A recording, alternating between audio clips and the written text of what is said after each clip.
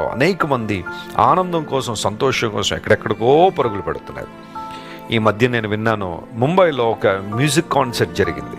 టికెట్ల కోసం వేలాది రూపాయలు చెల్లించి ఆ స్టేడియంకి వెళ్ళారు. అక్కడ పాడుతున్న పాటలు, అక్కడున్న లైటింగ్స్, అక్కడున్న ఆ సౌండ్ ఎఫెక్ట్స్కి మనిషి ఏదో ఒక ఉల్లాసాన్ని, ఉత్సాహాన్ని పొందుతున్నట్టుగా భావిస్తున్నాడు. ప్రపంచంలో ఇలాంటి పనులు ఎన్నో జరుగుతున్నాయి. లోక సమాన కార్యాల్లో మనిషి తనమునకలై ఆనందాన్ని, సంతోషాన్ని పొందాలనుకున్నాడు. కానీ అది ఎంతకాలం ఉంటుంది? కొంతకాలం ఉండి గతించిపోయేది. శాశ్వతమైన ఆనందం కాదు.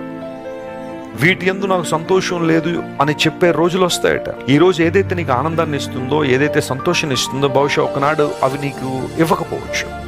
అయితే బైబిల్ సెలవిస్తూ ఉంది, దేవుని మీద నువ్వు ఆనుకోగలిగితే, నువ్వు సీయోనుకు తిరిగి రాగలిగితే, దేవుని విమోచన ప్రణాళికలో నువ్వు పాలుభాగస్తువు అయితే నువ్వు నిత్యము ఆనందిస్తావు.